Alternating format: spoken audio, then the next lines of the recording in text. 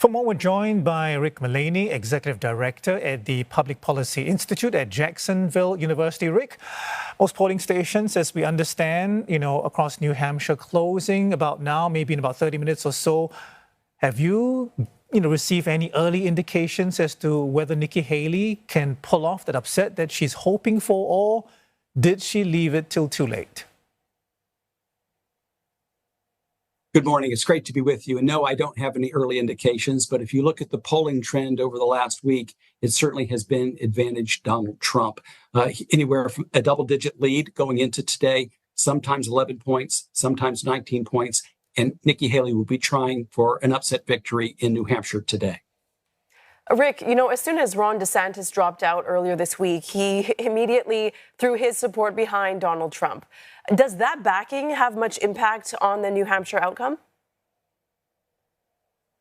Well, you need to take a look at New Hampshire itself. New Hampshire, of the 50 states, is probably the state where Nikki Haley can really do the best, in part because of its open primary and its independent voters. There's about 40% are independent. And unlike Iowa, it's less evangelical, less socially conservative. And in answer to your question, Governor DeSantis was really polling about 6% in New Hampshire, with Nikki Haley surging a couple of weeks ago. So it's not likely to have a big impact. But if you're looking at Governor DeSantis getting out of the race and endorsement, those voters are likely to go to Donald Trump and could widen his lead. What's also significant is other endorsements from those who are running for president. That includes Tim Scott. That includes Vivek Ramaswamy. So those are lining up. Governor Burgum. The endorsements are lining up for President Trump. And Governor DeSantis is simply the latest. Rick, I want to ask you about that, and also about, if you like, voter dispersion, because at one time there were, over a dozen candidates in, the GOP primaries, which obviously some believe caused that dispersion effect. It's now one-on-one again. Did it come too late, or does Haley have time to unite all Republicans who are opposed to Donald Trump? Being realistic about it, it's probably come a little bit late. If you're looking at this race objectively, it is advantage Donald Trump. He had a big win by 30 points in Iowa. And after New Hampshire, it's going to get harder for Nikki Haley. The anti-Trump vote was looking to consolidate. It was fractured, as you said, among multiple candidates. What Nikki Haley wanted was a one-on-one contest, and she now has it. But it may be coming a little bit late, and Donald Trump has a little bit of momentum. Big win in Iowa, those endorsements, some leads in the polls.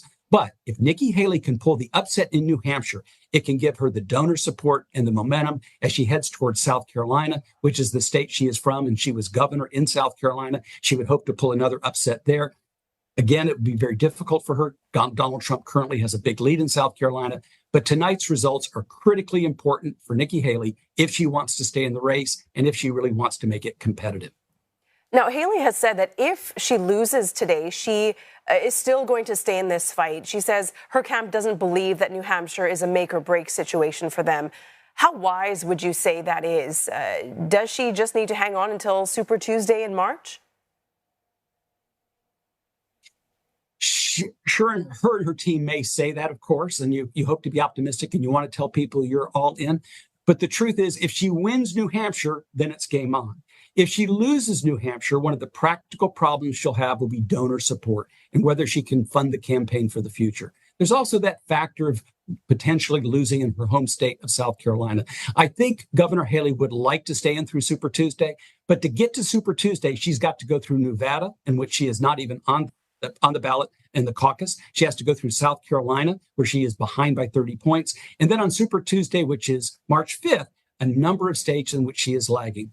She has every intent and desire, I believe, to stay in the race. But make no mistake, the results in New Hampshire are going to affect that decision. If she wins, it's game on. If she loses, it'll be important for her to be competitive. And by competitive, I mean within single digits in losing. If it's a double-digit loss, it's going to be challenging for her. And she's going to have to undergo probably the same kind of soul-searching that you saw Ron DeSantis and, of course, Chris Christie go through before they determined there wasn't a path forward. Rick, let's assume that Nikki Haley does get a positive result today in New Hampshire. The question is, what does she have to do to stand a fighting chance against the Trump machine and his supporters? I mean, we've heard that, she's held her punches. She's, maybe been a little bit more direct recently, but by and large, she's held back. It's a great question, and it is very challenging. The first thing she's going to need is donor support, and she's going to need funding for her race. The second thing is drawing a sharper contrast with Donald Trump.